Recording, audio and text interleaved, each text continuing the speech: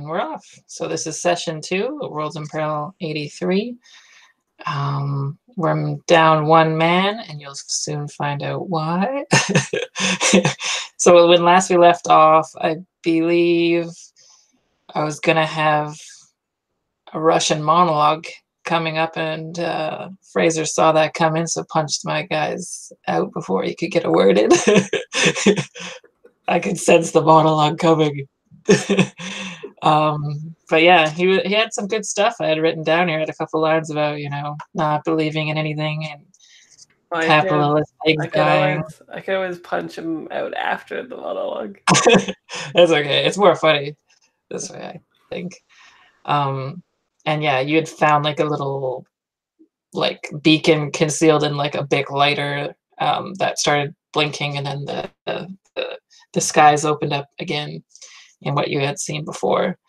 And then, yeah, so you guys are a little bit distracted by the skies opening up, and rightfully so.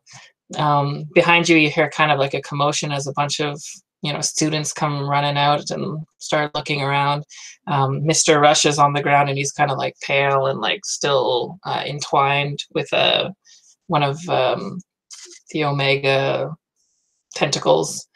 And he was particularly crushed because he saw what was his name? Ian, or Toolbox, as a being that was that finally like kind of opened up, and then it was obvious that he was kind of like a freaky alien rather than just some like mutant who had like a kind of trick up his sleeve, because he burned a bomb there. And yeah, you guys are kind of distracted, and then you're smashed into the snow, and when you look up to see what was going on, you see Toolbox's body like coming up out of the snow, and he's got that the white Omega machine strapped and around his body, and it's like you can see it kind of like wrapping itself around him like in a cocoon, and it's got all these like tiny little white snakes like running all along his like tentacles and stuff and trying to like subsume him.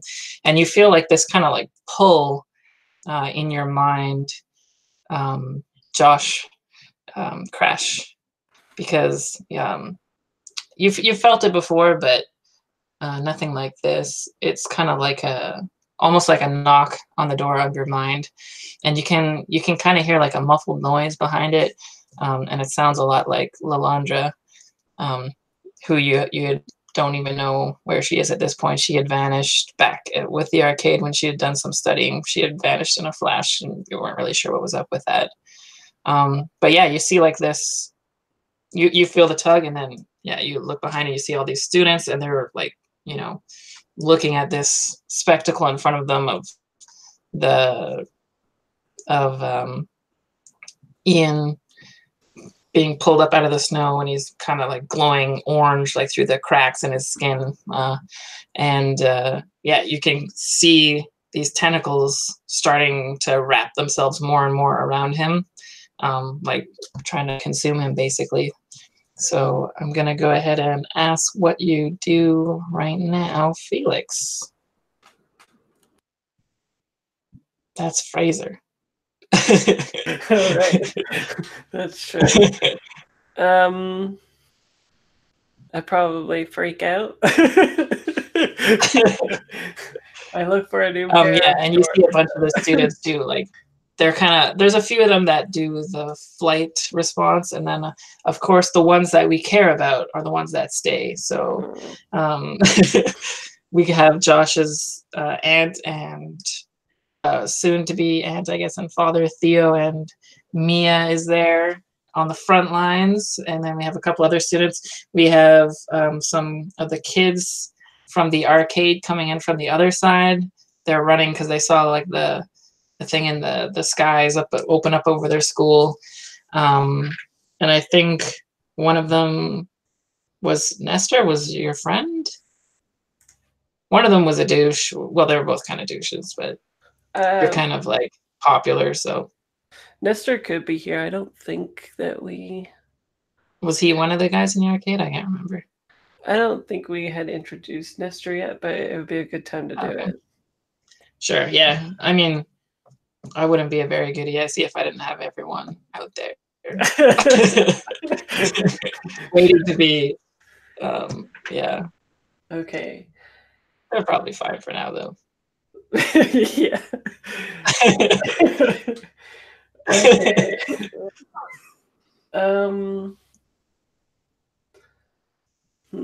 Okay. Well, what would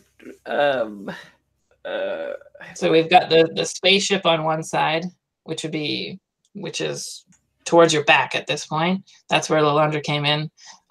It was like a tree, kind of like it had sprung up as a tree, as like an illusion or whatever, before, and you know about that. And then yeah, you know that there's probably something coming from the sky soon. You've got Ian's body being consumed by the Omega Sentinel thing, and then you've got a bunch of the bystanders standing around, looking at the sky and looking at this thing. I think you were friends with him. Yeah. Weren't you? Exchange student. You're friends with him, but not with with Peter's character, I think. We thought this through so well. Well, so I look back and forth between my two friends, Nestor and Ian. And I guess I shout at the pedestrians to get into a safe space, like a bunker or the school or whatever, like to take cover. Okay. Yeah, some of them think that would probably be a good idea. The ones that aren't like frozen in spot, they'll be going underneath the bleachers. Josh, what do? You feel that tugging on your mind, and it's almost like a pain in your head. And it kind of like when you look around, you kind of feel like that muffled woman's voice trying to like get into your head. You can kind of feel it, but it's very weak. And then when you look the other way, you see the Omega Sentinel consuming Josh, and then you also see Mia and Theo out there. They are not one of the ones who have taken cover. Oh man. Okay. And then of course you have the flash from the future at this point, right? Yeah. With the glowing Josh, and you're like, wow, that does kind of sound like that thing my father was telling me about before. Yeah. I thought it was crazy. Yeah. There was that conspiracy theory. Yeah, yeah. And I wrote it off originally because it was something in the 80s. So I was like, okay, a lot of stuff happened then. And now I'm going, he I'm was part talking of this about mescaline, probably. Yeah, yeah. Oh, that one like really fast blur that was running around. That was me. Oh no. And the glowing kid. Yeah. Oh man, I'm torn between trying to actually physically like just dash Theo and Mia to safety, or to like I don't know what I can do for Ian. He's literally being consumed. Oh man. Okay. I'm gonna try and be as quick as possible, and yeah, I do have brain pressure. How do I deal with the brain pressure? The brain pressure. Yeah, like is there a direction that I look where it seems to be less muffled? Yeah, if you kind of like look back towards the tree, you can kind of feel like the pressure like listening almost, and you actually can kind of make out a body in the snow, like back behind the field, like where the tree is. Okay. And it looks like that's where you know, like if you look up when the sky open, you can kind of see, like you can kind of make out a vessel coming in again, and there's one of many, but this one is coming down towards the same area. They're probably like honed in on the previous ship, so coming in there. But you see a body in the snow, and you can kind of make out the clothing that Lilandra had on, and then you kind of make out the voice, like if you could pay attention to it. Between all the other stuff that's going on, you hear her say to you, "Warbird comes." Oh no. Okay. Just to make sure I don't prevent me blinking out of existence, I'm going to go ahead and say Theo and Mia first. Sounds good. Yeah. And you said that's what your father was talking about too at that time, right? Yes. Just blurs and stuff, so kind Yeah. of fits the timeline. Yeah. So you're gonna get them to like put them in the school, or what were the things that your father told you? Did he say like the entire school was like infected by this virus, or like what happened? So the thing is that at least as far as I know, it seemed like there was this kid that was glowing, like, you know, bright orange and everything, and he seemed to be infected by something, and then it seemed like that was going to spread, and then for some reason, he's one of the only people left who can remember anything about that, even that one thing, and for some reason everyone else has forgotten. So Okay. I think Sounds good. just kind of taking that into consideration and going, okay, there are parts of the timeline that either haven't solidified or they're going to forget about this anyway somehow. I don't know how. But in that case, my thought is, if I get them out of here now, it shouldn't mess with anything. Okay. Yeah, you have time to whip them out of there. Where are you going to take them? Yeah. So where were most of the kids that were leaving going to hide? Most of them are just like immediately heading for like this nearest shelter, which we like bleachers kind of thing, because it's kind of like a football field. Okay. But some would probably be, you know, just running for their lives with no real direction. So like maybe towards the school, maybe not like any clear, you know, herd mentality. Just yeah, like yeah. get out of there kind of thing. I think I'm gonna try and put them in the school. The bleachers seem still too close, so I'm gonna try and. I'm yeah. They do move in herds. Oh, wow. Yeah. Oh God, that is really true. Yeah. And so, like the herds they move in, I am going to herd them into the school. Okay, so kind of like bring Mia and Theo together, and then like kind of like try and corral them, and just like one by one, like shoot them into the school kind of thing. I think I want to do both at once. Like just Basically, what do you mean? What I mean is basically zoom in, grab each of them by the arm, and like zoom into the school, zoom out. And then the other kids too, kind of thing. At this Like point, putting everyone in. yeah, you know what? Yeah. So I'm gonna going to do it one by one, and I'm going to try and get as many of the kids into the school as possible before there starts being relevant danger that I need to address. Sounds good. Okay, so Oh, no. I'm such a bad speedster. I didn't even think of that. Oh no, I forgot to hold their heads. Oh no, that would be so Marvel. That's why my father has back problems. So Felix, you're out in the field and you're like, oh no, everyone get the hell out of here. And then you like look over and you see Josh for a second and then he's gone. Then you look over and you see Ian Toolbox like kind of rising up out of the snow, and it looks like the white tentacles are like kind of, they have some kind of a yellow black like a technological thing splitting across them, like as if technology was a virus itself, you could say.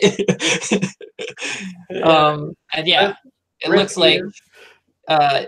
his attention is focused on you, and you are alone now.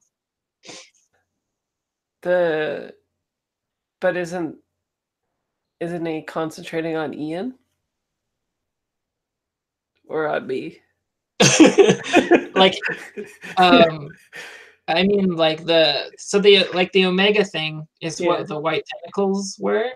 So it was just using the Russian kid as a host, right? Yeah. So now it's taken over a new host, which is Toolbox, which is Ian. And now he's on Ian's body. And now not only has he taken over the host, but Toolbox has kind of infected it in turn with its own virus, if that makes sense. And it's got like these tentacles that are like shooting out towards you, and it's very menacing. Okay. Interesting.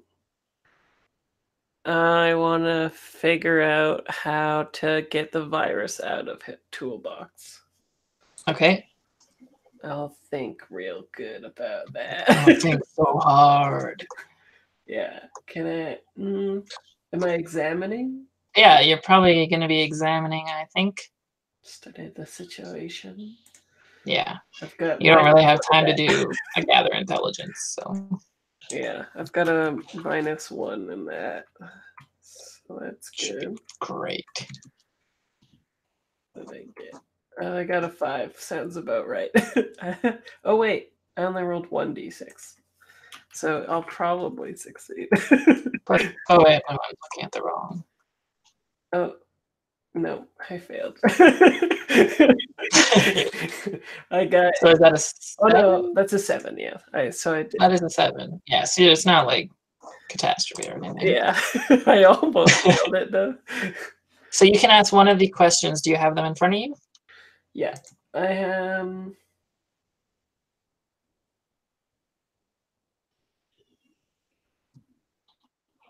I want. So you're more trying to figure out how you can get rid of the virus. Yeah? Yeah.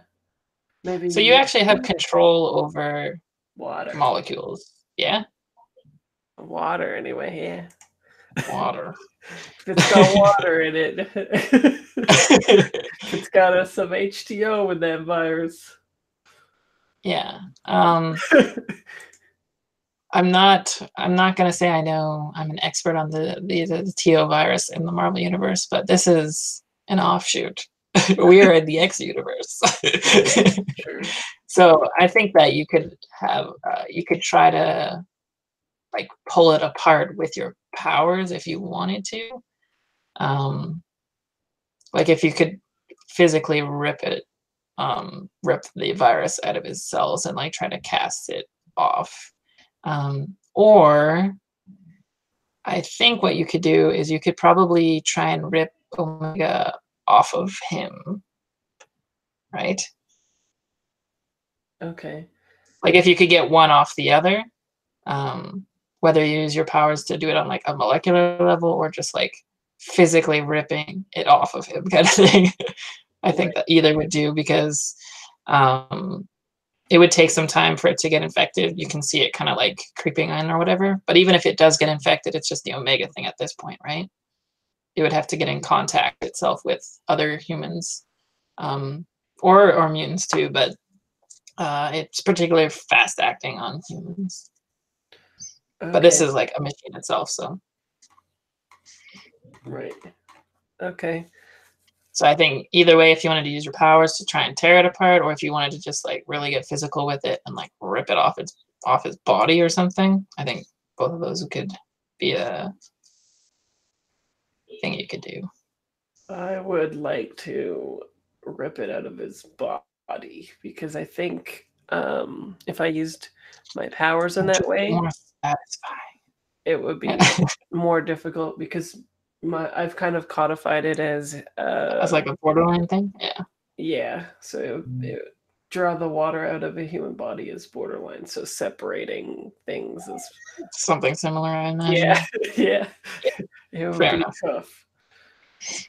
If he was a puddle, then so it's time to use your high school wrestling skills. Yep, sure. So Get out your short shorts. Huh? if there's yeah, so basically if they're coming at me, then I would try to evade them to get to the body and then rip that connection apart. Sure. Yeah, I'm gonna. If you don't want to come in contact with the tentacles, I'm gonna have you do a defy danger. Okay. I think I don't want to because I'm already drained. Yeah. Well, and you can see what it's doing. Like, yeah, I don't want to get virusy.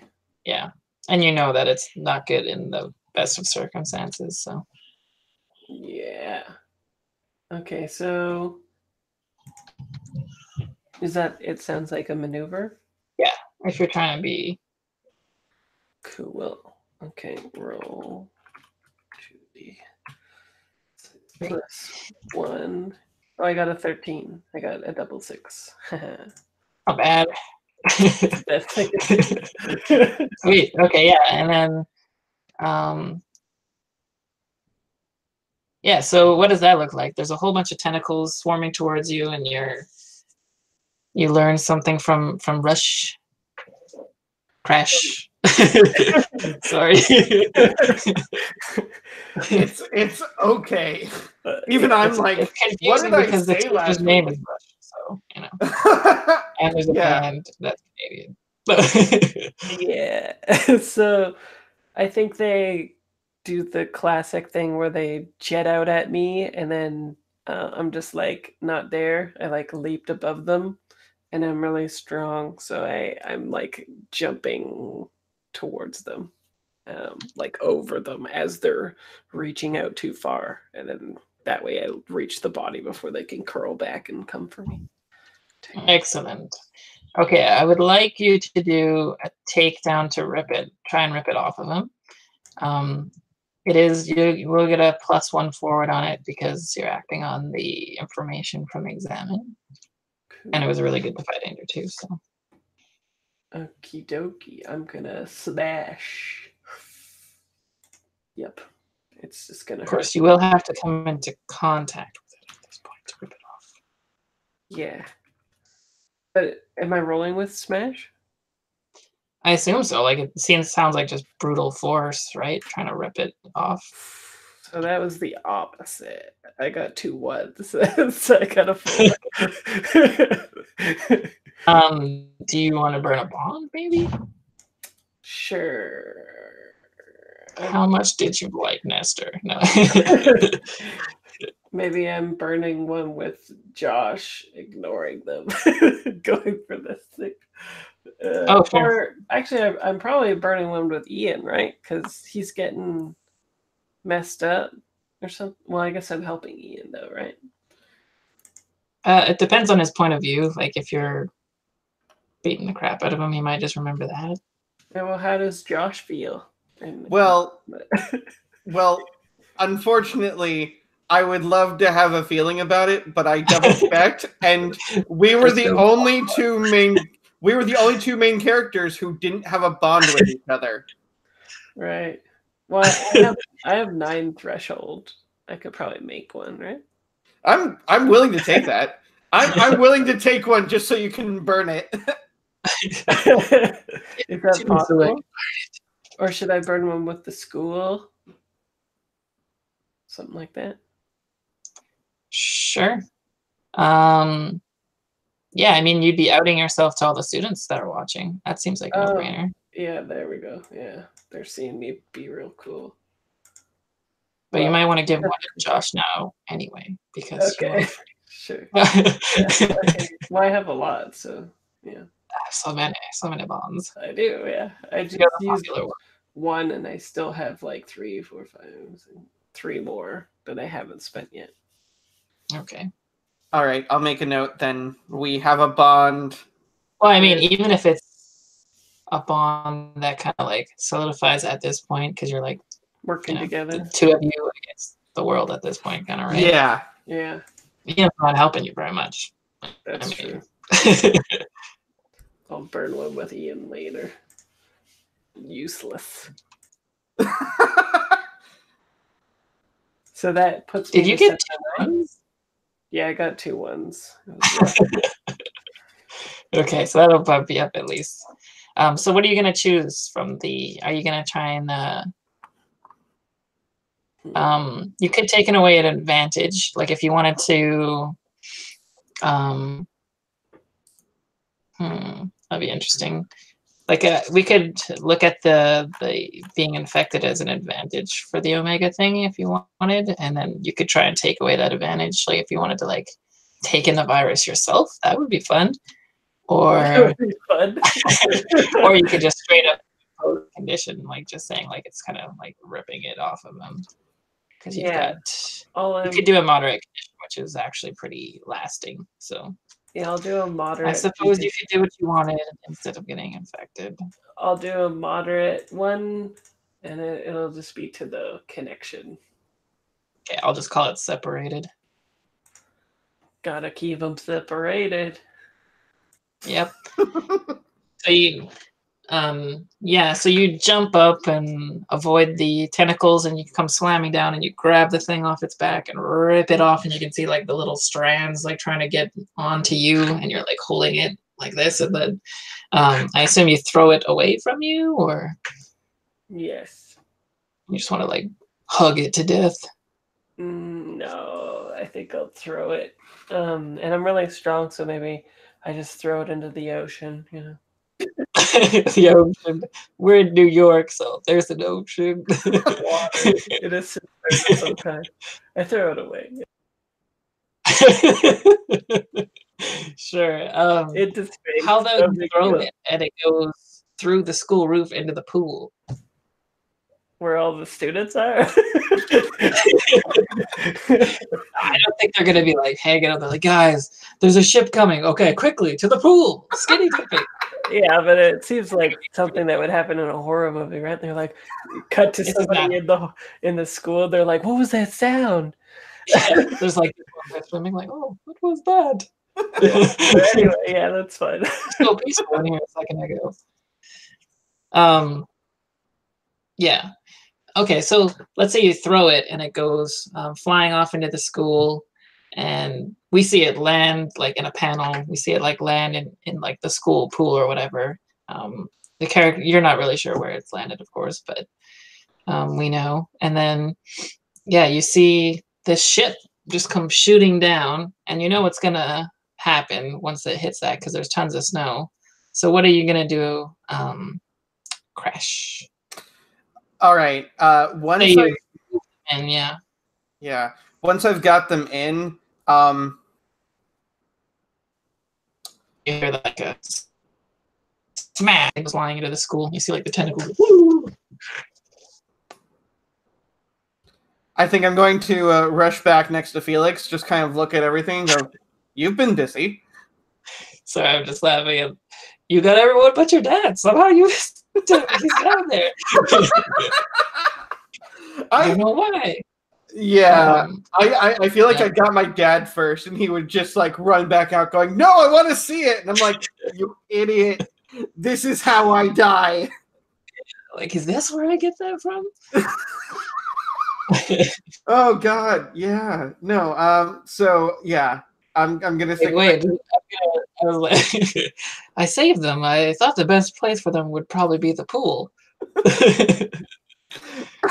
Very good. No, that's so Marvel. That's so Marvel. That's almost Deadpool level of just like, hey, I thought they'd be safest in the pool. Meow. I can't put anyone anywhere. Yeah, no, I'm just gonna kind of run back and, well, you've been busy, and then kind of look up and be the first to see it because it's kind of like slow motion for you again, right? Right. And the last time this happened, it had the little tsunami kind of thing happening, and then Lilandra is out there, and she was the one saying Warbird comes. Okay. I remember the tsunami well enough that I don't want that sort of thing to happen again, just offhand. So I'm going to go ahead and try and run around in a circle around where I can see that it's going to land, and just try and create a wind tunnel so that wherever it lands, it doesn't create this same occurrence. Perfect. Is that on your powers profile? Um, I think you actually have stuff you can add to your profile too. Yeah. Because you fit in pretty well. I think we were saying you were the occasionally difficult one. Is that right? Right. Yes. Yeah. You would have gotten one extra simple, if it fits that. Otherwise, you could push to do it, or I'm not sure what you have written on the profile so far. No. I think this actually does fit simple, just because it seems like the biggest threat was I get rid of a circle. Right. and it's literally like, I can see this thing above me. It's moving almost in slow motion. I can see if it's going to hit me, and I'm just like, okay, I'm gonna do this. Like, I feel like this is a thing that it can be a big enough area too. It can be a big enough area too that takes the guesswork out. Yeah, exactly. And I think I've done this enough times. Although I think, ironically, this is one of those not this occasion, but I think previously, this is like, I ran fast enough in this to where this is how I accidentally time traveled back in time, because I had an instant where I had just run. But this itself, just creating the wind tunnel, that's simple. Okay, sounds good. All right, so you whip around, and then you're gonna do like a kind of air cushion to catch the ship. Mm-hmm. Perfect. All right, that makes sense. And then so like you're spinning around, and then all the snow is probably flying off, and that from that area towards the school anyway. So it kind of makes it more obscured, so they can't even really see what's going on as well, right? Right. So it kind of makes sense that there's not many witnesses of the event, kind of thing.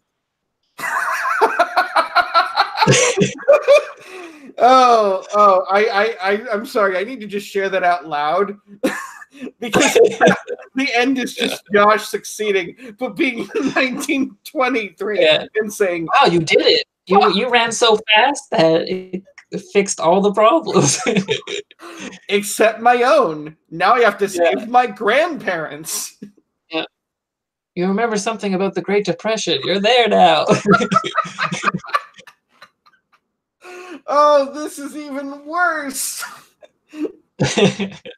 Awesome. So yeah, you see the ship come flying down, and then it kind of like goes flying down really fast. It looks like to Felix there. It comes whipping down, and then it slowly like catches and it goes down, and you're like, you can't really see what's going on because there's like snow coming at you, and you're maybe in the eye of the storm for this not to mess you up too bad, or yeah.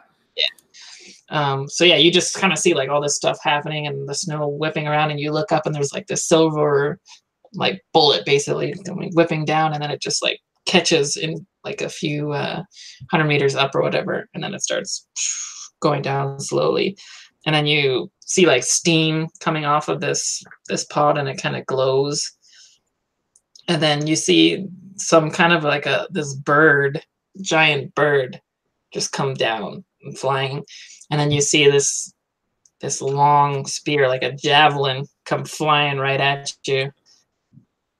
And there looks like a whole bunch of them. There's like I don't know, maybe 8 of them. A whole bunch of javelins come flying down. And what are you gonna do about that, Felix? So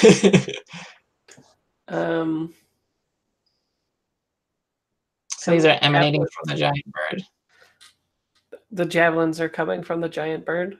Yeah, you just see that, and then you see the ship kind of going down, but this giant bird creature is just like a silhouette at first, and then you can see it get smaller as it comes like shooting down, like and diving down towards you. You see kind of like what looks like someone similar to Lalandra from a distance, and then you see all these spears coming down, these javelins.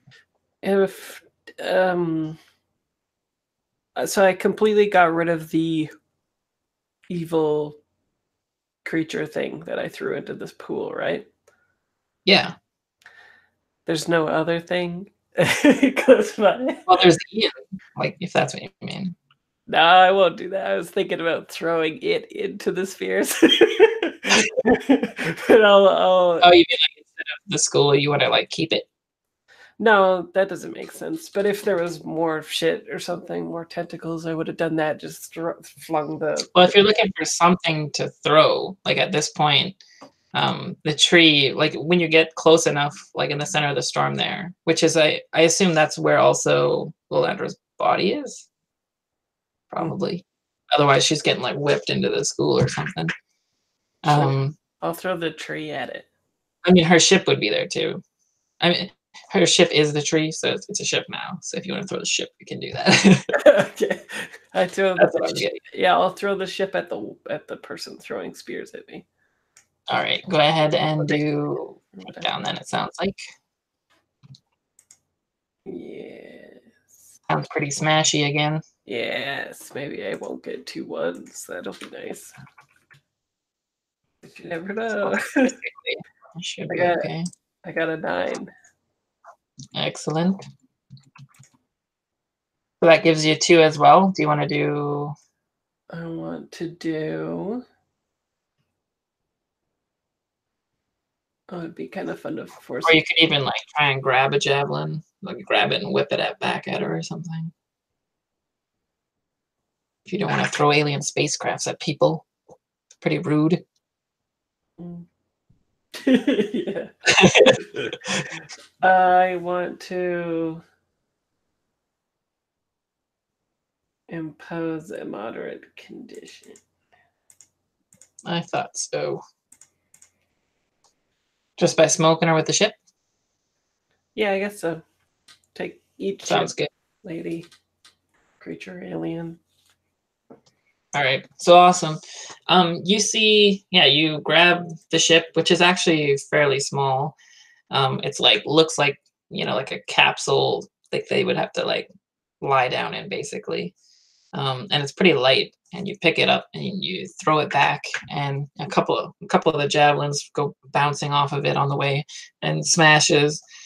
Then you hear this cry like of anger, and then she comes flying down to the ground, and she kind of looks like yeah, like a lot like a Lilandra. She's got like a purple armor on, opposed to Lilandra's white. She's got like these big wristband kind of things with like spikes coming out of them. She's got these huge talons, which she comes out. She says something unintelligible to you. It just sounds like a screech of like an eagle or something. And you see her bring the talons together, and a bunch of the javelins that did land, like 4 to 6 of them or something, she like brings them together, and you see them start to light up, and you see this electrical charge start to pop out of the ground. What would you do when you see that start to happen in slow motion there, Josh? You see the ground itself start to spark.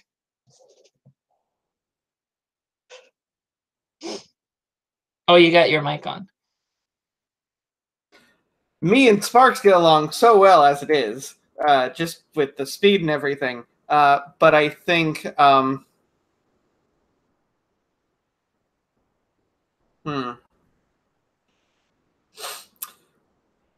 So I think that, yeah, why not? I think one of my difficult powers on my power profile is a focused telepathy. Okay. So basically what I want to do while running is just kind of send a thought into her mind going, hey, watch it, I'm running down here. Into Warward's mind? Yeah. Okay. You see her start to do that, and then when she hears your thought, she pulls back, and then suddenly you're in like this this really dark space. Like you're not even in the field anymore. And you're like looking around, and it's just black, and the ground just looks like water, almost less like ripples when you touch it, when you move. And like off in the distance, you see Lilandra like lying down there, but it's just black and you can't see anything else. And to Felix, yeah, you just see You just see her start to do this, and then you look at the ground, and there's like the ground starts to get charged, and the hairs on your body stick up, and then you just see Josh. He's like running in circles, and he just goes and starts rolling off into the snow, just like. All right, so don't do that. Okay. But the charge does dissipate, and you see her like doing. She's just like looks like she's concentrating really hard now. And what do you want to do in that psychic's like dream space? Oh man, Have you been in one before? Is it something that you've experienced? I think I've experienced something like this before, but it was much more populated and looked, funny enough, like modern day Earth before. This total darkness is new. Makes sense. Yeah, so the only thing that you can see is Lilandra out there, so you assume that she's been caught in this kind of space along with you. And yeah, you can't make out absolutely anything in there. It's just dark, and it looks like you're in like, inch high water because it kind of like moves around as you look around. Okay. Then I guess I'm going to sort of wade over to where Lilandra is and I don't know, interact. This is unexpected. You see her, she's lying down, and she has like this this strain on her face kind of thing, but she can't like when you talk to her, there's not really a response. It looks like she's going through something of her own. And you can kind of see when you look closer that it looks like there are like the veins in her face, when there were blue, are like white, and she's like drained of all like life force almost. You can feel like that, and you can kind of feel it like ebbing away from you, like with each step you take in the water too. It kind of feels like it's sucking the life out of you, kind of like the Omega thing did with the tentacles as well. Oh gosh. Okay. In that case, I don't know why I'm being so calm and kosher about this. This is bad. This is very bad. And instead of casually walking over to her, I'm going to like kind of, shake her and say, all right, I don't know where we are, but you need to wake up and I need to wake up. Come on. You hear a voice inside your head say, I'll add my power to your own if you try. Okay, yeah. All right, so I'm going to have you roll a Defy Danger to try and smash your way out of there, just with pure psychic force, I guess. Okay, so I'm going to do smash for that as well. Okay. Cool. So I roll 2d6 plus 1.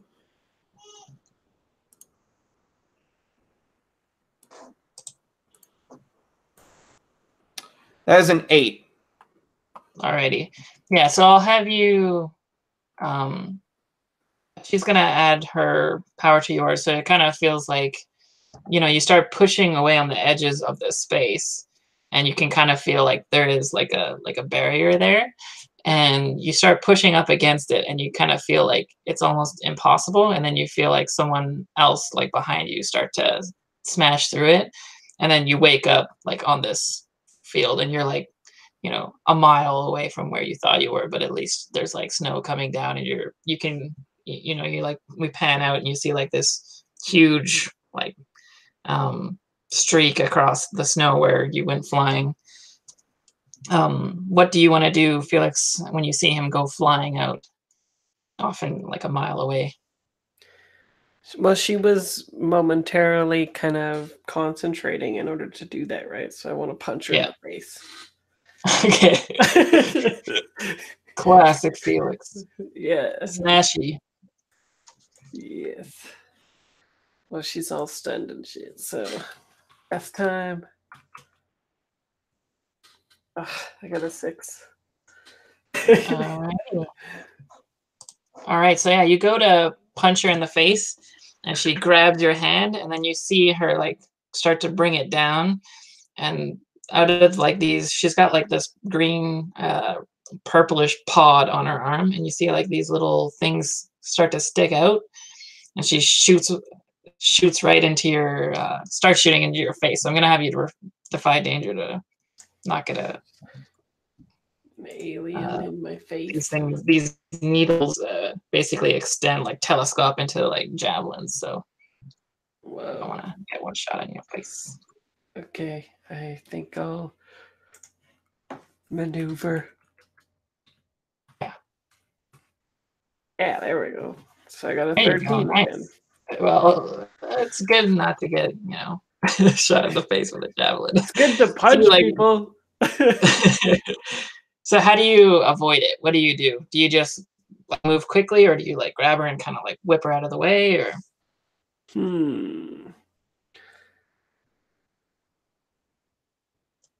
I do like a cool little kick up.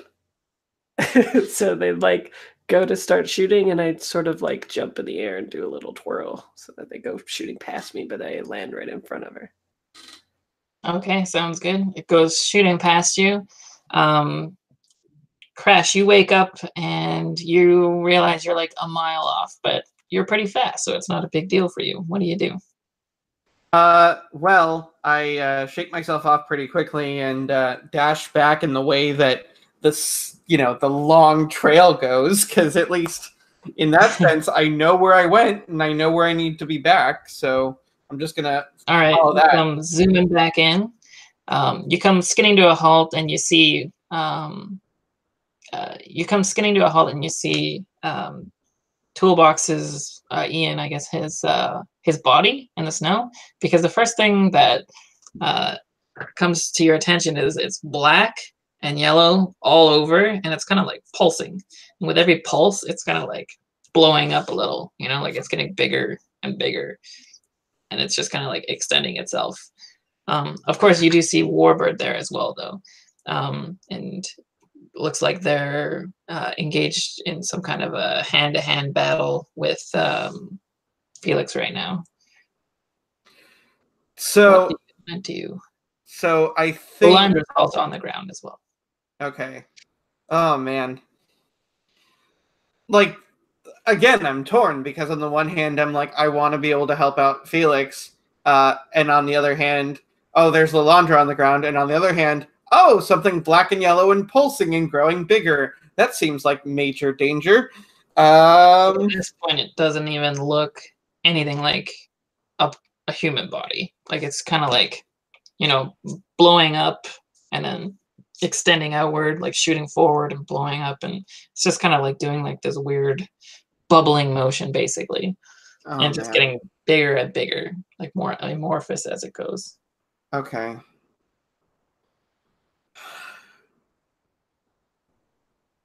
Yeah, I think what I'm going to try and do, and because I haven't put anything down for it yet, I'm going to use a borderline move and try and vibrate whatever is in him out of him.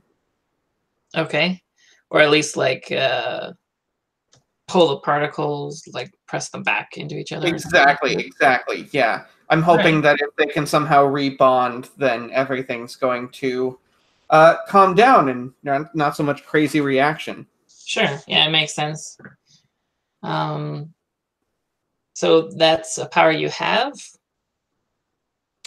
Yes, I want to say that's... I definitely think the vibrating molecules thing is definitely something that I have, but I think something of this magnitude makes it borderline. Okay. So...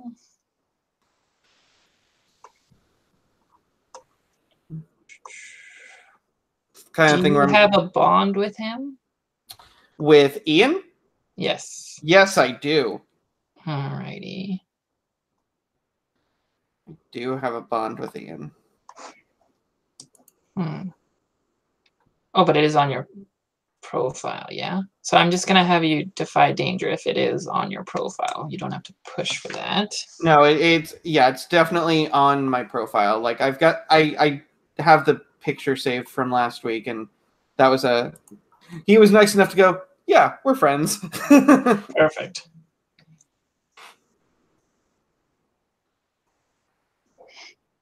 All right, so yeah, so pushing, you don't add anything to it. It's just, or you're sorry, it's defy danger, which would probably be, what's that? Protect.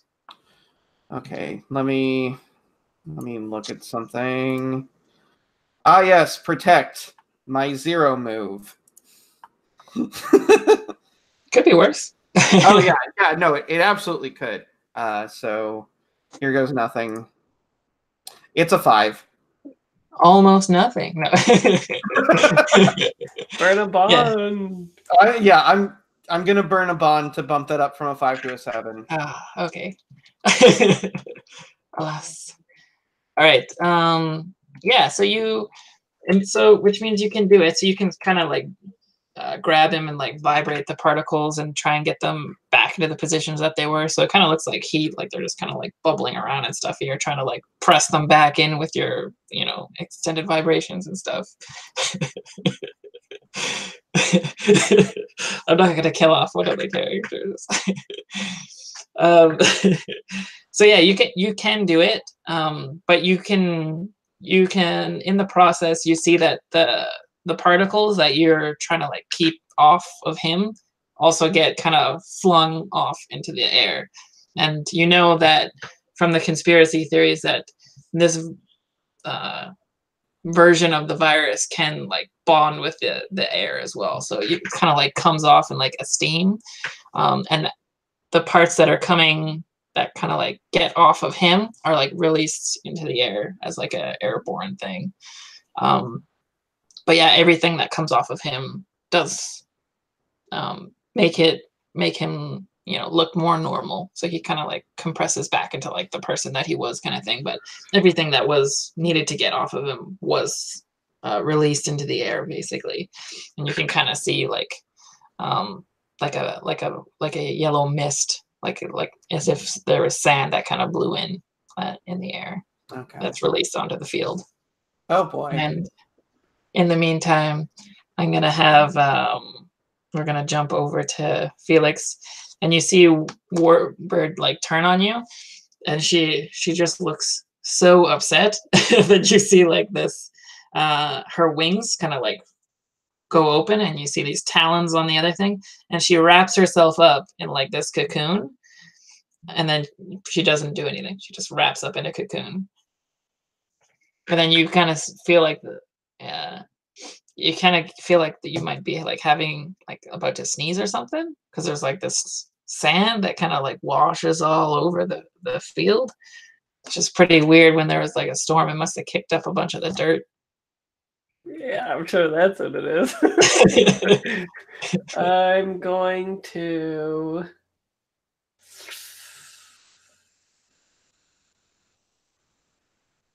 grab at the wings and force them open. Okay. All right, I'm gonna have you defy danger for that, I think, because yep.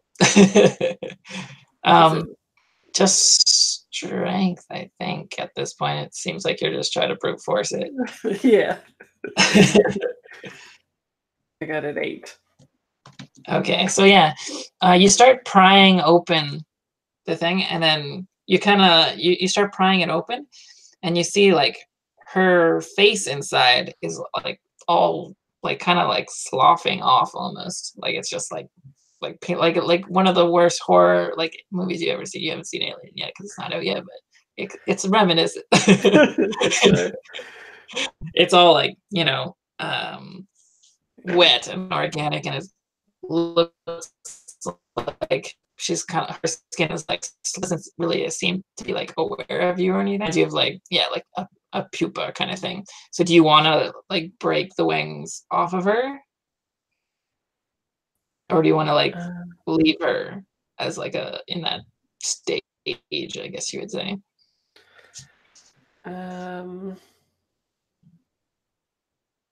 Sounds gross. So I think what I'll do is I'll use. You have the strength to rip it open if you want. Yeah, I think I'll use my grip on the wings instead as leverage to throw her as far as I can away from me. Like pool length. Yeah, it's cool. And then I'll use the water to do something. I don't know. I'll throw her in the pool. Sorry, you want to get her into a body of water? Like, do you want to say like there's like a pond around you or something? Like on the premises, like near it or whatever? Sure, yeah, and then I can control the water later to like, make her not leave. So you want to get her in there because it's like your territory kind of thing? Yeah. Okay, sounds good. And then we cut to like the inside of the school, and you see like this tentacle thing come like, scrambling up the water, the pool, and you see like these two jackasses from the arcade with like baseball bats. And they're like, "Get him, Joe!" And they come up and like smack it, and then it goes flying back a little bit, and then you just see the tentacles like shoot out, and then we'll cut back out towards to Josh there, and then yeah, so you feel pretty good about having helped your friend. So he's on the field there, and you see you look over and you see Felix that's like rip open this pupa, and then you hear like this and then it goes back and then you just see him like whip it over the field, like the trees, and you had passed over this pond, I suppose, to get back here, so you know that its trajectory is heading out towards the lake. Yeah, and then you also might feel a little unease at the dust that's kind of like swirling around at this point, because it's kind of like it looks a little weird. It's yellow sand, and you may not want to breathe it in. Great. So I think first off, I'm gonna hold my breath, and then I think the first thing I'm going to do is just really quick pop over to Felix, check in, kind of like, I mean, I was trying to be more like, all right, we got everything covered on this end, and I mean, I feel like Crash would very much just be like, oh god, I'm going full Quicksilver, and just like popping up and going, what's up? How's it going? The alien turned into a gooey thing, so I threw it away. And why is there white dust? Let's focus on the positive. I totally saved Ian's life. Cool, that's good. What's the negative? Well, the stuff that infected him, that I saved him from, let's not forget that, is kind of in the air now. And that's that stuff. So I don't actually know what it is, but what I do know is that it's expansive. Can you, I don't know, wave your hands and make a tornado and blow it else somewhere? Yes, I absolutely can. And that totally solves our problem by infecting another part of New York. I mean, I don't want to die. Blow it to Canada. No one knows about those guys anyway. They're already weird. Get some stuff from the science lab and burn it or something. That's actually a fantastic. That's actually, like, literally, he goes, that's actually a fantastic, and then he's gone because he hasn't finished his thought and he's already running to the science lab. Cool. He's like, that's a fantastic idea, but, like, idea just gets lost in the wind. I don't, so, trivial thing, just burning a bond. Just kidding. Just kidding. No reason. Oh man. This is definitely the X-Men because half the characters hate each other. So your plan is to like go grab a chemical or something? Or Yeah, well, because what I think is that it's not quite the chemicals in the in the chem lab. It's basically I'm gonna try and grab like a Bunsen burner and see if I can literally set the air on fire. okay.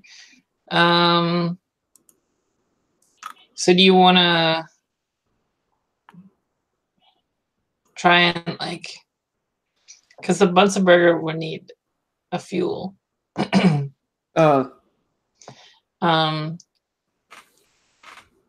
mean, you could probably generate enough heat on your own that you wouldn't really need it, I think.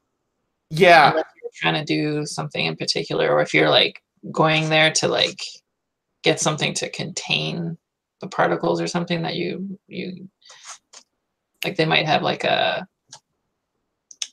you know, one of those chambers that are like gas or like airtight or something. Yeah. No, but you did just give me the idea that I could probably create the heat needed to set this thing on fire on my own. Just Like with enough friction, I would assume, yeah. Yeah, just friction. And so, but I think it does play out where I'm like, that's a fantastic idea. And I like get halfway to the science lab and then come back and literally just kind of stand there and go, or like show up with like a Bunsen burner, like, damn it. It's like, oh wait, how do these things work? Yeah, it has the word burner in it. I assumed it just worked very straightforward. Just turn it on, fire. No, and then like, oh yeah, I could do that. Right. And I literally just kind of like set it down, going,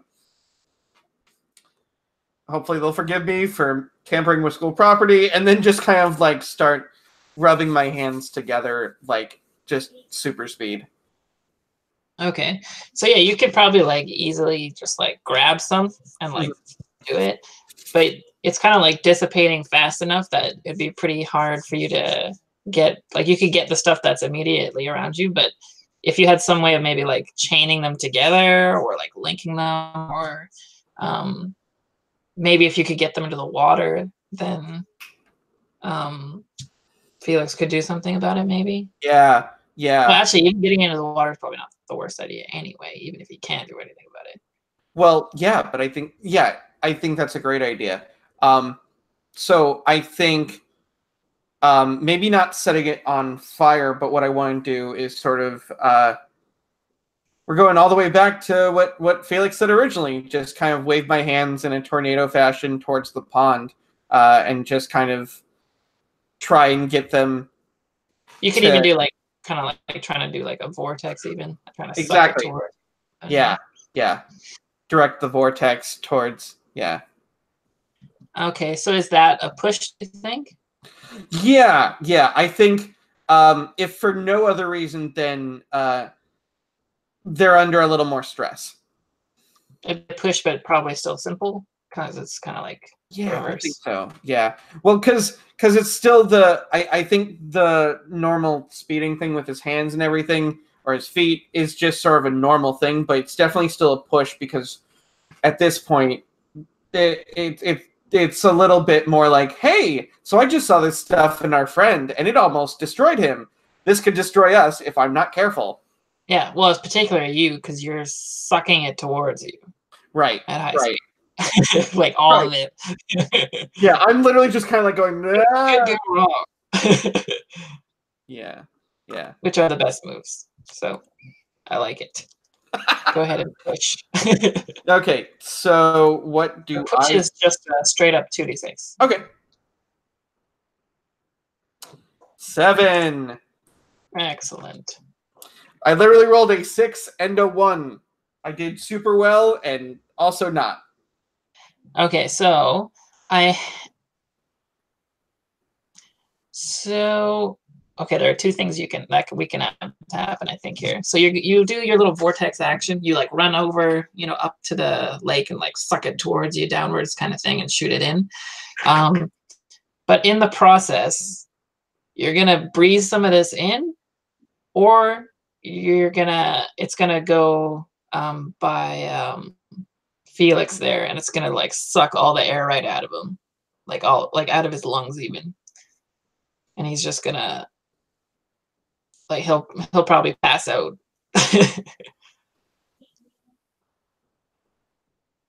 You know what?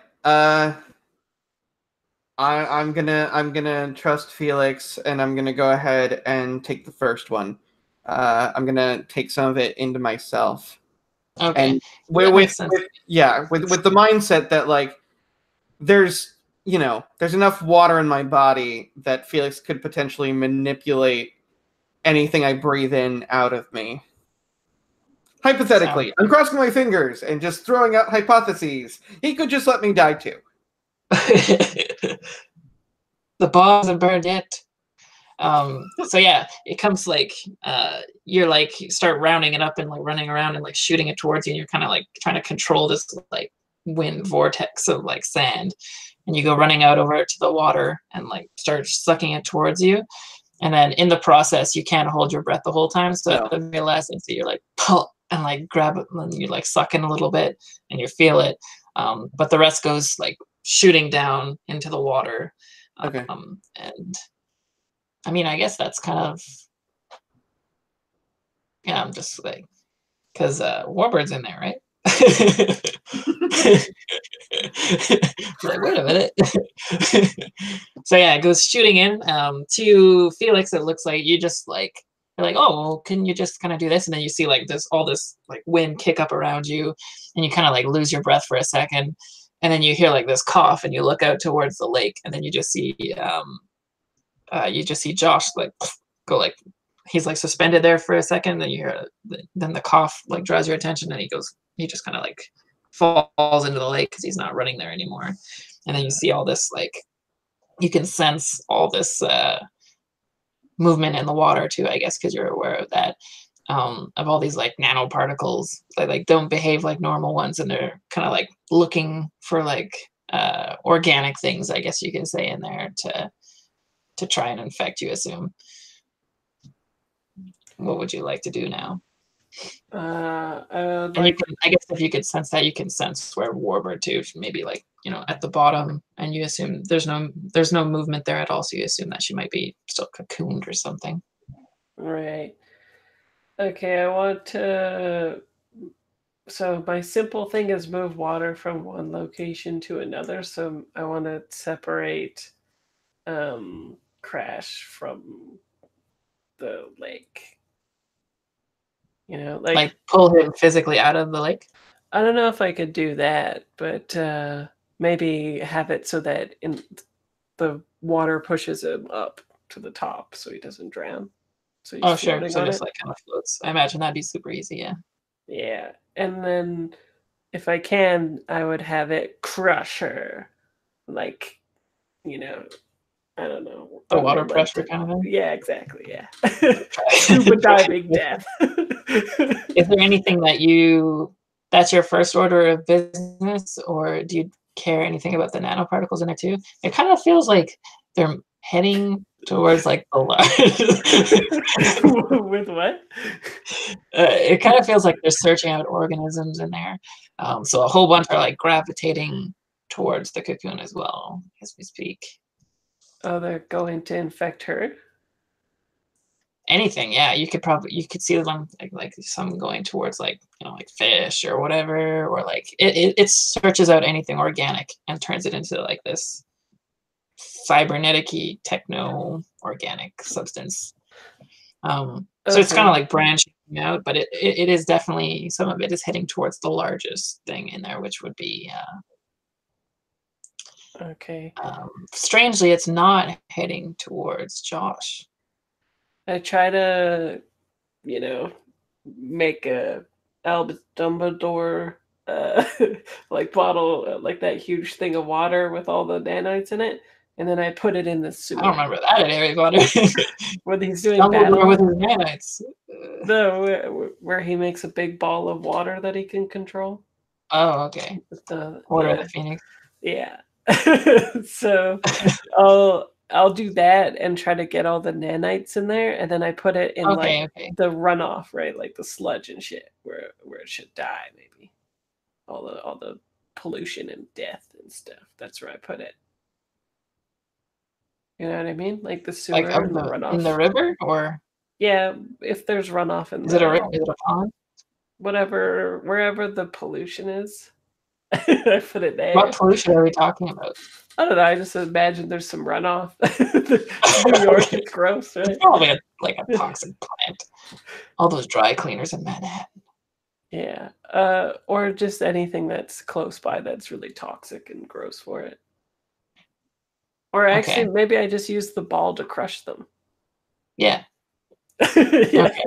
So because they're just like little machines, right? So like the more pressure you put on it, you assume that you could actually break them, right? Yeah. Well, they're like microscopic, though, right? Yeah, but I mean, you're pretty. Yeah, I'll try to do that. I'll try to do that. How hard do you think that would be for you? Have you filled that in? How do you crush nanites? Yeah. Borderline is draw the water out of a human body, and difficult is heal my body with water. And yeah, but all you're really doing is crushing. Is just drawing the water tighter and tighter, basically. Yeah. So does that move water from one location to another? Because that's simple. I would say there's simple or difficult depending on how you view your powers. You keep breaking. Depending on how you like view it, right? It's almost like, you know, like wringing a towel or something, right? You're just kind of like crushing it more and more, like keeping it in the same space and just like, you know. So it's like, I don't know. It's up to you what you think your powers would be like. Probably difficult, I think. Alrighty. And have you filled in your powers profile? Yeah. Difficult, I just have heal my body with water. Alrighty. Well, let's have you push then. Push, push, push, push. If the power falls under simple, difficult, borderline, then roll. It's just straight up. No, yeah, you don't add. Yeah. Roll 2d6. Got a 9. Nice. So you can do it. You. Ugly choice. Yes. All right. So I'm gonna say that you can, you know, so first you have to like kind of corral them all, right, before you can like crush them, kind of thing. So you like corral them all into like this ball, and then the ball like kind of gets smaller and smaller as you kind of like put more and more pressure and crush it, kind of thing. But there is a trace amount in the water that will get into our warbird, I think. And you can kind of even like feel it happening because it's taking place in the water, and you can kind of feel this taking effect as like the cells themselves like start to change inside her body. The water molecules and everything else in there starts to like bond with this virus and starts to shape it in different ways. Yeah, and then you just see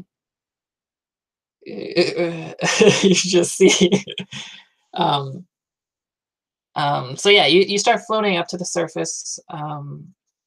Josh, you kind of like open your eyes and take a breath as you're just kind of like floating, and then you just feel like this tug on your leg, and suddenly you're back in the water, and you see this kind of like, it almost looks like it reminds you of like a cross between a bird and a fish. And you see like this face with like these, like all these pointy little teeth and stuff, and like red eyes and like really white skin. And there are these massive wings with talons, and it just starts to close in all around you, and it gets dark again, but you can tell it's not the psychic escape this time. What would you do? So you're under the water at this point. Okay. My one weakness, a place where I can't make quippy quips. I have to conserve air and not exactly. Oh boy. Oh man.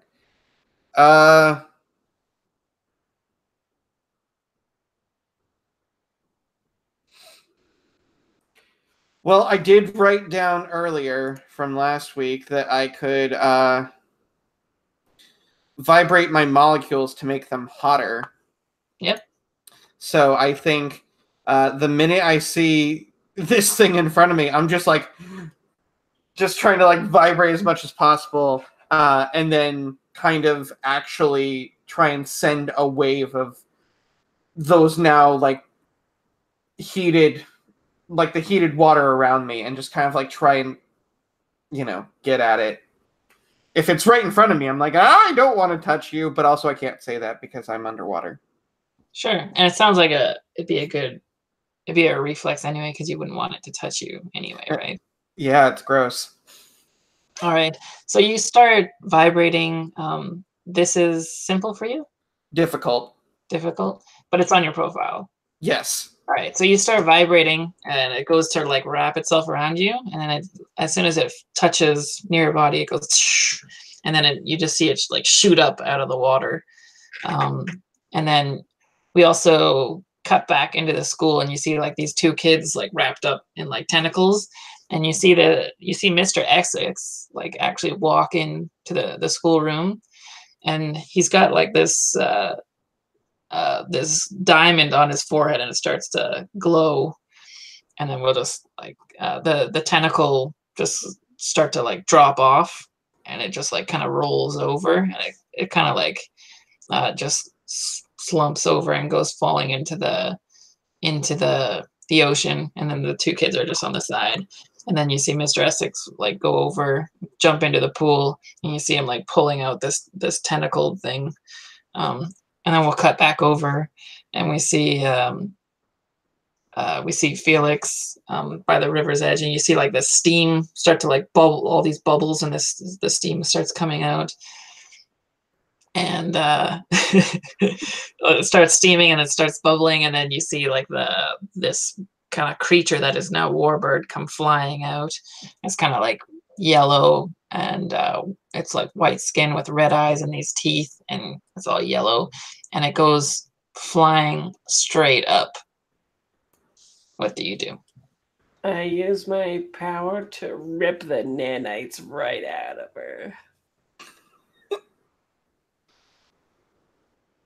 You don't like nights, huh? Hello? Kyle? Hello? Did I freeze or did you freeze? You froze. You have a Oh, it mic looks connection. okay to me. Well, yeah, it would. Right. It's always the person with the bad connection that thinks it's perfect. I have the 300 speed. It should be okay. You were doing this last time too. It just was like intermittent enough that I could make out what you were saying. Oh, jeez. Hopefully, I'll go back and watch the video. Hopefully, it's not too rough. Well, it should be fine for you because you're the one recording, so we'll be the ones glitching when. Yeah, it did look like you were glitching. Exactly. That's how But it that's be. what people will see on like YouTube later too. Yeah. Okay, well that's okay with me then. Okay. I look great. Yeah, I'm fine. Yeah. So, what were you saying? I was thinking maybe I could rip Let's go shooting out. Yeah, I want to rip the nanites off of her. Okay, and like leave them in the water, or do a similar. Yeah, Bring it like into your ball. yeah, like crush them. Okay. Yeah. That sounds like a pretty hard thing. It's a borderline. Draw the water out of the human body. Okay. But you can do it because it's on your profile, yeah? Well, is it the same thing as water? Taken out of the human body, the nanites? You know, probably not. Probably because they're also like living things struggling to stay under their host. Yeah. So I'm ripping it out of her body, but it's the nanites instead of just the water, right? Mm-hmm. So it's push. Yes. Okay. And it's borderline. And Yes. straight roll. I got a 7. Okie dokie, one of those favorite. All right, so it is. So I'm gonna say you can do it, but it's gonna be so hard that it's gonna be so hard for you in the classic X-Men sense that you're gonna be like doing the and like end up with like a like passed out in like a coma type situation by the end of it if you do want to do that. That's fine. I'll have all my veins popping. It is very X-Men. I got my veins showing. I gotta. Yeah, and then you see like your hands up and the things go flying into the ball and starts getting crushed. They got a guest penciler. Like it's very detailed and cool. The rest of the issue is shit, but that's fine. Are you saying you don't like what I've been doing so far? No, I'm just saying that I get better detail. It's a reflection of the story. Yeah, so by the end of it, of course, you're like got your hand up and you're on your knees, and then the blood starts coming out of your nose, the little driplets, and then you kind of like just pass out as it happens, and then Warbird comes flying down, and she's just laying up on the beach, and then we see the water part as Josh comes running, like finally lands on the bottom, and then like runs up the side of the riverbed and up onto it. And yeah, you look over and you see Felix passed out, some blood on his face, and yeah, you see Warbird just splayed out. She looks a lot similar to before. She doesn't have like the crazy. You almost thought you maybe imagined it a second ago when she was, scary and fishy and weird. But yeah, yeah, she's just passed out. There's like a shock. It looks like she was a shock to the system. You don't really know what went on, but yeah, you see like blood all over Felix's face. So I guess you can't really be sure what happened at that point. It happened pretty quick.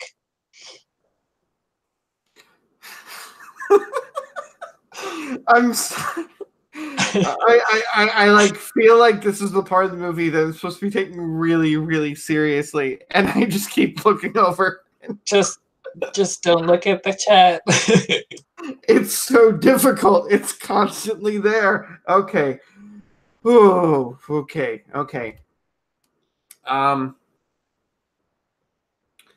So yeah, Felix has blood on his face and looks passed out, if not dead. Warbird is unconscious. Yeah. She just fell from the sky and just. Okay. Looks like from a fairly big height. I look so wet and messed up. Probably dead. Oh man. Yeah, I think I'm gonna just kind of try and run over and shake Felix, see if he awakes. So you, you can tell that he's alive. He's warm and heart beating, pulsing, all that. It's kind of excruciating because you have to like wait a couple, long enough to actually take a pulse to see if it's beating. But it is there, and yeah, you're not sure what the blood is about, but may have just exerted himself rather than. It doesn't look like there's like a physical blow or anything. All right. Well, that's nice for a change. Not assuming someone's outright dead. Yeah. And go ahead. You look over and you see Lalandra like all dressed up in her like hoodie or whatever, and I can't really remember what I said she was wearing, but she's wearing that, and she's walking towards you, kind of like just kind of like dragging herself. She's got her like pole, which is totally clashing with her 80s outfit. And she's kind of like hobbling towards you, and she says, "We must get rid of them. The the Soviets have contacted the Shi'ar. Oh, right, the Soviets. Because like I think there's a moment where Crash is like, I haven't been Soviets for years, and he's just like, oh wait, right, I remember Right, where in I the am. textbooks. Oh God, I need to pay a little bit more attention. Not enough to Okay, high actually school change flashbacks. me. Dad's like, goddamn commies, and I'm like, oh, those. Thank you, flashbacks. And I guess I'll just look at her and ask, like, what do you recommend we do to get rid of them? I don't know why. Maybe if could you take her to the ship? If we take her back to the ship, I can program it to send her back. Yeah, I can definitely do that. And then we must smash the beacon. Yeah, I'm all for that. Wait, why did you come here ahead of them to warn us? Because I have a problem with the Empire that is not relevant, but she's trying to take. No. You literally just see, like, if it's She's a comic trying book, to take my throne. Yeah. you just see, like, if it's like a comic book panel, you just see like a little box at the bottom with an asterisk that just says a completely different title and a completely different issue number. Yeah. Like, hey, if you want to refer back to this to find out what happened, it's not this See the comic. Starjammers crossover. Exactly. Yeah. Okay. Yeah, but she says she's trying to take my throne, and one of the things that we were in conflict about was coming to take over your world. Well, glad we prevented that. Yeah, let's. I was against Yeah, thank you. I would really hope so, or this is some incredible triple backstabbing. I don't know. So yeah, we're gonna we'll get her back to the ship. I'll make sure Felix isn't just left on the beach. He looks so serene next to the water. Well, that's great for him, but as far as I know, I just want him to, like, wake up where he's not all by himself going, wow, Josh, thanks a lot for nothing. He'll probably say that anyways, but, you know, at least he'll be in a room and not. I'm so glad I did everything. Oh yes, it was all me. I threw her and I took the water out and I did all this great stuff, and I'm just like, I ran so much today. Yeah, you're probably pretty hungry by now. Oh, I think I'm gonna actually look at Lalandra and say, by the way, that nanotech stuff from earlier, is it bad if I, like, maybe ingested some of that earlier? Yes. The techno-organic virus will slowly consume your body until you could become a phalanx. Oh, okay. A completely cybernetic being, and your mind would be eaten.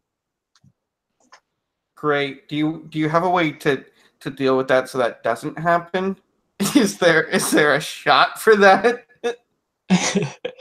I don't have anything to shoot you with, but I can help you get rid of it. I just need strength. The virus works slowly on super powered people, so I can see that it is working slowly within you. So if you give me enough time to recover, I should be able to help you excrete the virus. Okay. Yeah. Then we'll get Warbird back to her ship, and we'll do whatever needs to be done to smash the beacon and let Felix recover the way that Felix does. Yeah. The ship is powered only by tachyons. Oh, dang it. Guess I have to run back to 1923. But yeah, she'll help you, like, load her up, and then the pod will like kind of collapse in on itself, and then she'll start trying to do like this programmed work. And she says the being known as Ian was almost consumed and became a phalanx. I saw it happen, but you did prevent it from happening. Should I also send him into space so that he may never return?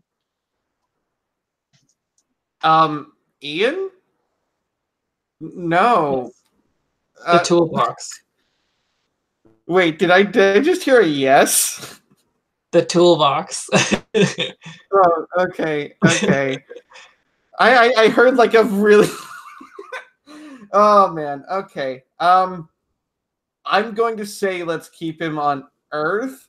I don't know what John's idea would be. He'd be like, "Yeah, let's go into space and just like have, Starjammers adventures." And I'd be like, "Great." I don't know. You wake up in orbit. Wow, this is totally different from school. I hope Mr. Rush is all right. Yeah, I beat them. I'm the first man in orbit. Oh my god. Neil Armstrong is just like present going, "Oh god, I hate that guy." Oh yeah, it really must be my connection. I just see like the HD icon in the corner like flicker on and off and on and off. I'm like, Yeah. Sorry, guys. It's all right. So bringing it back to the ship. I think for now I just want to say toolbox I think is okay here on Earth. Okay. Every now and then you may need to do what you did and push the disease back inside him unless he gets control of himself. Well, I guess I'd better stay in this time. Yes. What does that mean? Yeah. And I think Josh just kind of like looks at her and goes, "It's not important. It's like the whole, vying for the throne thing. It doesn't concern you." Asterisk in the corner. It's solo issues. Yeah. Yeah, crash. Very well. I need a place where I can recover. Do you have a domicile of some kind?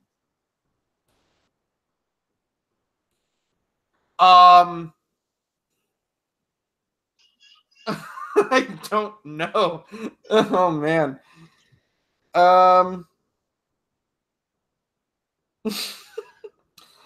You know what? I've been out of character. I think I've been staying, like I said, either with the aunt, wasn't it? Yeah. I think I've been staying with my aunt, and so I'm just gonna be like, yeah, I guess I've got a place, and I'll try and explain to her somehow, like, hey, this is the deal. Surprise. Thanks, Maya. like I think Crash is not good at explaining anything, and so he's just kind of like, I don't know. She won't be here long. Except and that's what about so are you gonna bring both Lalandra and Felix with you to that house? Yeah, I think I am gonna bring Felix just because I don't want there to be too many questions about like, why has he got blood on his face? We should call his parents, blah blah blah blah blah. And I'm just gonna be like, just Lalandra seems to be able to take care of things. Yes, it's like Back to the Future. I do live with my dad. He got hit by a car. Yeah. So I think, I'll bring both of them back to my aunt. Are you gonna try to like smuggle them into the basement kind of thing, or be like straight up like, hey, I think we're now. I think I'm going to try and smuggle Lalandra in. I'm not going to bother with Felix because I think Maya and Theo both know Felix, and there's a bit of me in the back of my mind going, okay, but wouldn't it be hilarious to just bring home the super popular kid, all bloodied up, and like taking care of him. I'm taking care of him. And then it's like, what does that mean? And I'm like, it's the 80s. I don't know.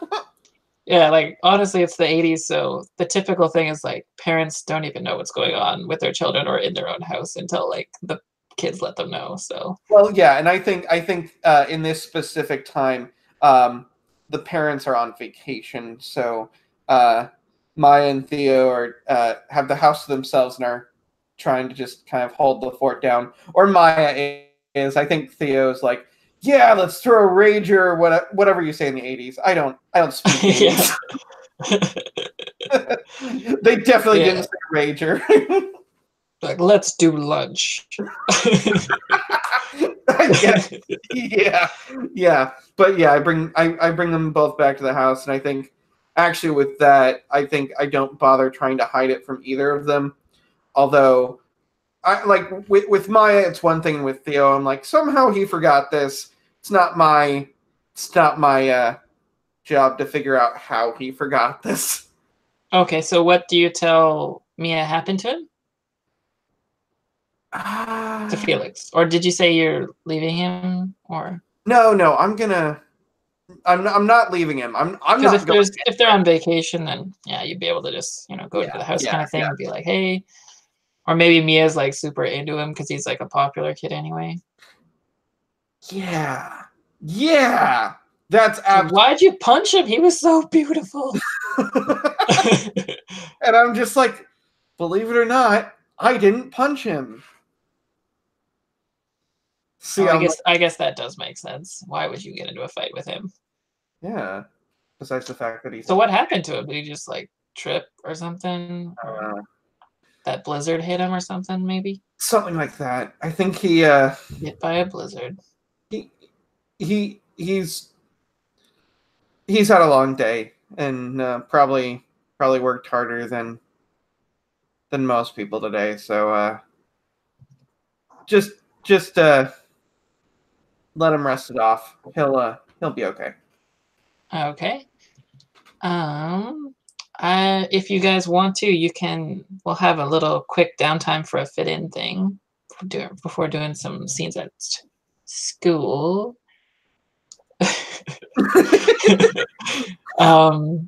Obviously, Felix has some stuff to recover from, and we'll have Lalandra. Did you want to take a bond with her? Yeah, definitely. Cool.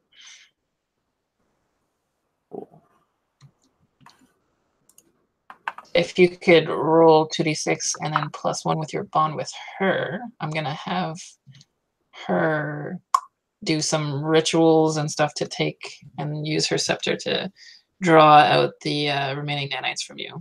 Okay, 2d6 +1. That's a 9. Perfect. All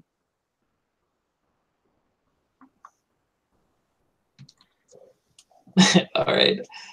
So I kind of like picture it as like, you're in like she has you like lie down in the bedroom, and she's got like these candles there, and she's got like a scepter, and she has the scepter like poised over you, and then she starts like it starts like glowing, and like the nanites start like swarming out of you. And then like Mia comes in and she's like, Jesus, what's going on in here? She closes the door and like runs off. I don't even want to know. Okay. No.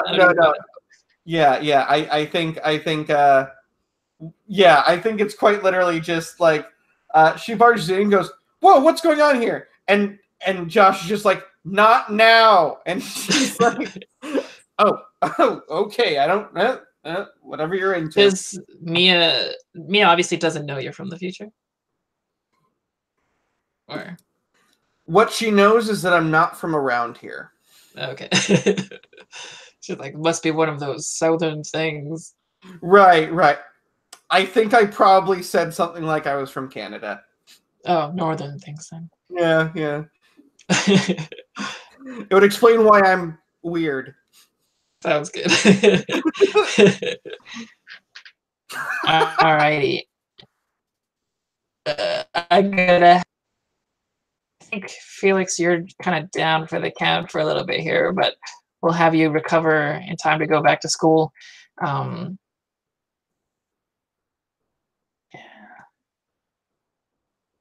yeah, so the next day at school, you guys kind of like try to play it off as nothing happened. I assume you're trying to fit in, or are you entertaining the looks and stuff that people get? They like come up to you and be like, "What the hell happened out there? Why didn't you come into the school? I could see you guys doing something in there, but I don't know.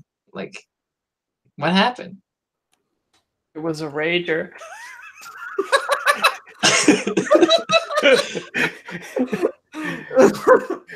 Yeah, I think Josh isn't used to any of this attention. I think he's been trying to blend in, maybe a little bit poorly, but he's been trying to just kind of like stay under the radar. And now he's getting all these looks, and he's just looking at me like, why are they looking at me? I don't know what to say. He's like, and one of the kids, Arnie from the class before, who is doing the Sentinel signups, he like comes up to you and he's just like, well, I'm pretty sure a meteorite fell and that it's in the lake, because you can see there's this huge, like skid mark where it landed and went like skipping into the river. We got to go out there after school today and we got to check it out. Oh, okay. Both of you, right? I saw you out there. Did you see it? Did you see the asteroid? It was snowing a lot. We didn't see much of anything. Yeah, but I mean, look, if you go out, you must have seen that huge line, that huge mark in the snow. What else could it be? You can barely see the lights from an airplane when it's snowing. You think we saw a meteor? It's like, Josh. Right? No, I'm not crazy here. I'm pretty sure.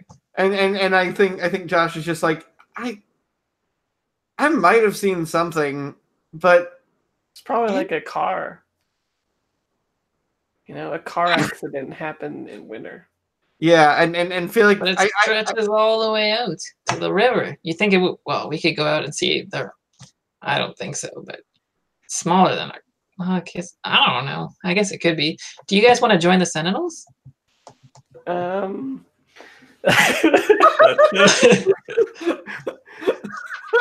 What is our duties as a Sentinel again? Well, it's more of a privilege than anything, but Mr. Essex runs the club, and what we do is we're ever vigilant for mutants that could be dangerous, right? Because they could pop out at any moment, just like happened. What? Like happened with the Magneto character. He just showed up and started destroying the president, right? Yeah, but he didn't end up destroying the president, so he didn't. But I mean, who knows? Like, if there's like a guy out there who can do that, then there could be others, and they could be students, they could be teachers, they could be anyone. They could just be like hiding in plain sight, or they may not even be aware of it. And then, who knows what could happen, right? So they could be sitting in class one day, and then someone goes to rip your body in half. Yeah. Okay. Well, so you should. I'm trying to remember what happened in Days of Future Past. Did they not see any of the good ones on the television? Mystique saved the president's life. Yeah. So Magneto tried to kill him, and then Mystique like saved him basically. So she came out as like the hero, and then Magneto kind of like flew away and was like, "Damn, I didn't kill him," kind of thing. What about the mutant that saved everyone, right? Yeah, but I mean, I'm not saying everyone in the world is bad or something, but I'm saying, how do we have to know if there are bad ones, right? And you're gonna we can't just hope there's a good mutant around that can save us at any moment, right? I just like look at the camera. Yeah, So both meta. yeah, both like I think he looks at the camera and I'm just like looking already at the camera going, this kids is what the 80s looked like. Yeah. It's like, oh, anyway, think about it. I'll see you in class. You know, we've got physics with Mr. Essex. Oh yeah. Are you sure it's not ethics? Ethics with I Essex. don't, pretty sure. He's kind of like, I don't even know what's happening. Okay. So people all start funneling into the classroom there, and you got Mr. Essex up at the board. He has his name written down again. Does Leandra have any memory? Is Leandra with you guys? No, I'm just wondering. Maybe we asked her before school. It's like, she's a new student. Is there a new way to like, or is there any alien tech that resets people like Men in Black? You could just be like deleted. You're asking Leandra? Yeah, she's got future. Like retroactively kind of thing, or? Yeah, like this stuff happens all the time, probably, right? You got something to deal with it. We do have something like that. It's not always 100%. Like they might lose some memories here and there. They're not the same person at the end of it, but why, whose memory do you want to erase?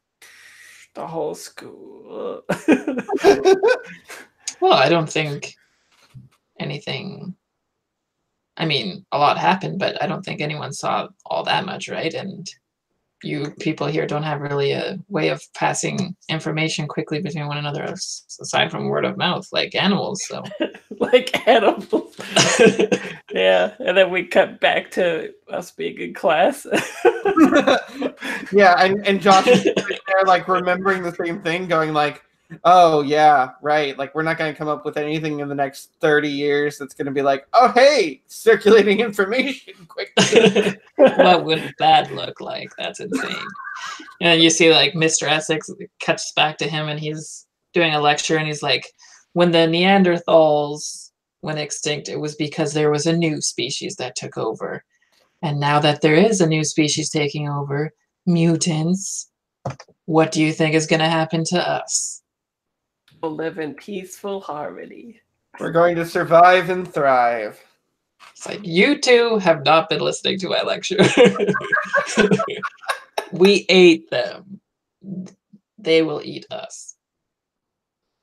It's like, now I have, he spreads out a couple of these devices on the table. He's like, now, today what we're going to do is we're going to identify genetic anomalies in the class. No. I need to go to the washroom.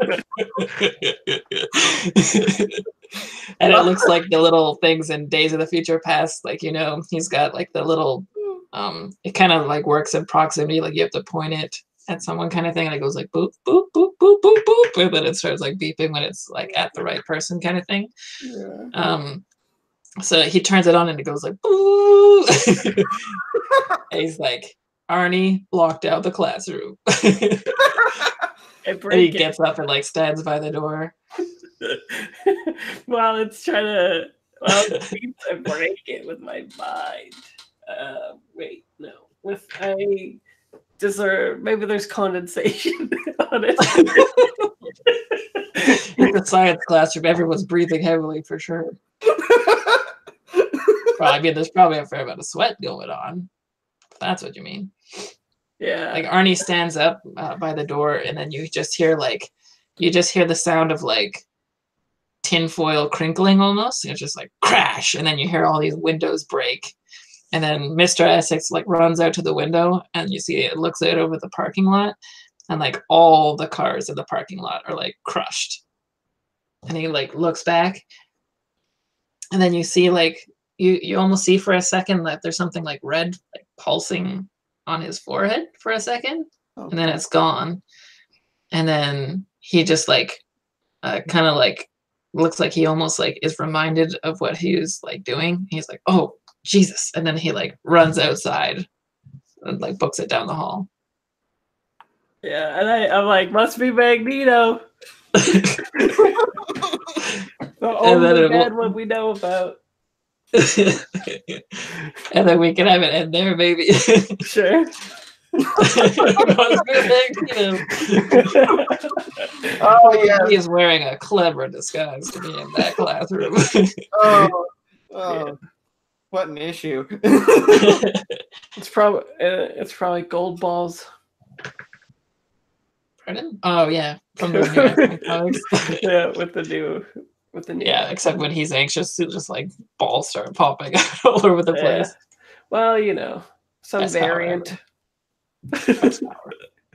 Yeah. But yeah, I think it's a series that I'd like to continue. I think it'd be fun and it'd be easy for like characters to like pop in and out of. So I think it'd be fun to run with the Gauntlet. Yeah, definitely. Yeah, it's cool. Cool setup. Alrighty, I think I'm gonna stop the broadcast unless there's anything people want to add last minute. Rip Ian. Oh, he's around. Yeah. Hey, wait, did you guys take him with you even? Like, is he just like? Oh man, Maybe he's in like one of the pods, like making sure he's like staying in, maybe in the laundress pod. Maybe he's like in there making sure he's not. Yeah. I think Ian's the post-credit scene. Yeah. Hopefully not with it shooting out a door of it. Well, he pushes a button and something just starts blinking, and he's like, "Uh-oh!" And then that's where the scene just ends. Yeah, he like wakes up and starts looking around, looks like a normal room, and then like opens the curtain, and it's just like outside, and then it zooms in his face, and he's like, "What's going on?" Alrighty. Let me stop the broadcast.